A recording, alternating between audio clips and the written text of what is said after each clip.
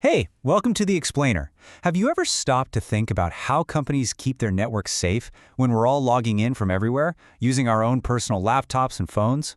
Yeah, the old security model, the one with a digital castle and a moat, it's completely gone. So what's taken its place? Let's dive in. All right, so here's our game plan. First, we're going to look at why those old security models just don't cut it anymore. Then, we'll get into the new playbook for what's called endpoint security. After that, we'll meet the digital gatekeeper, network access control, and its trusty bouncer, the 802.1x protocol. And finally, we'll see how all these pieces fit together. So, first up, the crumbling castle walls. This is all about a massive fundamental shift in cybersecurity, all thanks to something we now call the borderless network. It really wasn't that long ago that corporate security was kind of like a medieval castle.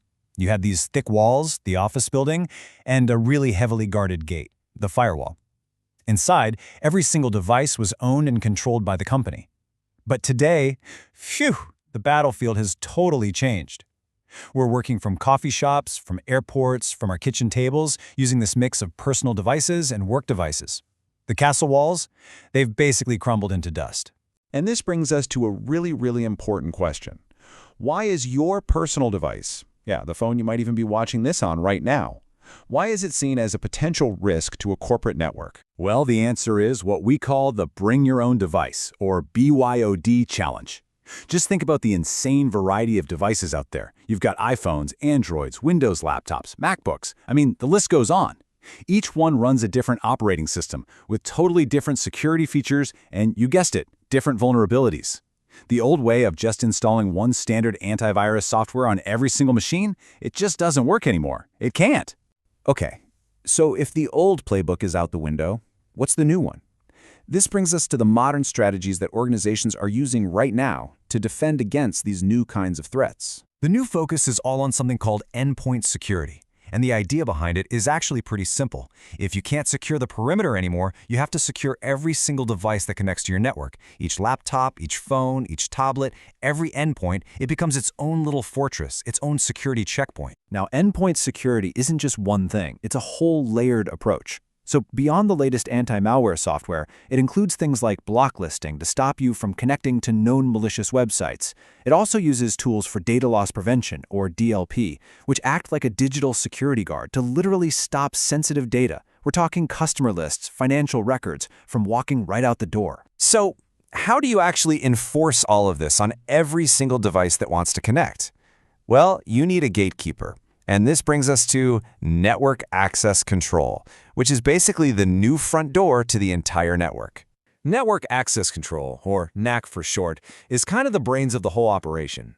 It's not just checking a password. No, it's a system that looks at who you are, what device you're using, and whether that device meets the company's security policies before it even thinks about letting you on the network. So a NAC system really has three core jobs. First, it identifies every device trying to connect. Second, it does what's called a posture check. Is your antivirus up to date? Is your operating system patched? Are you running any software you're not supposed to be? And third, if a device fails that check, NAC can automatically block it or maybe stick it in a quarantine area until it's fixed. Pretty smart, right? This brings us down to the real nitty-gritty. If NAC is the gatekeeper deciding who gets in, how does it actually check your ID at the door?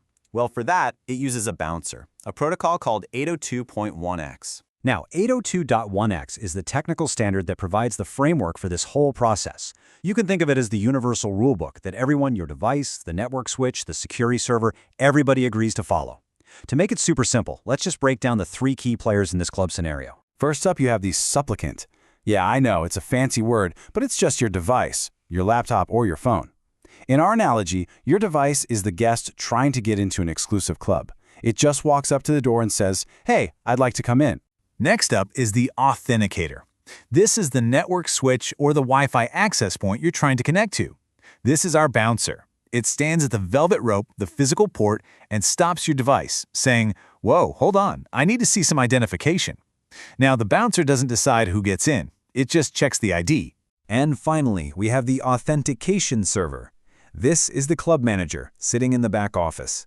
It holds the official guest list, the database of all the authorized users and devices.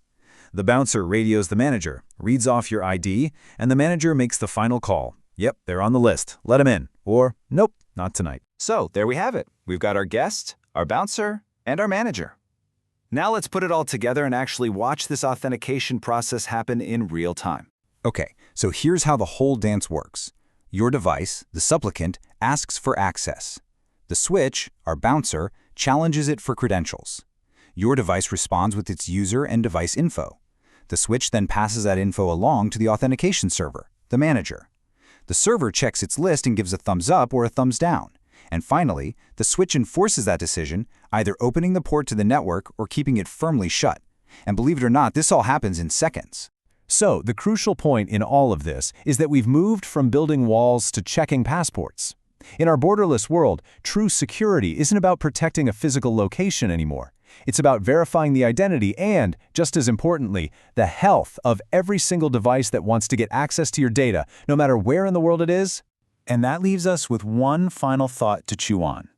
As our devices become more and more a part of us, inseparable from our lives, who really holds the key to their security? Is it you, the user, who has to keep it updated? Or is it the responsibility of the networks you join to verify and protect themselves? The answer, most likely, is a little bit of both. Thanks for watching.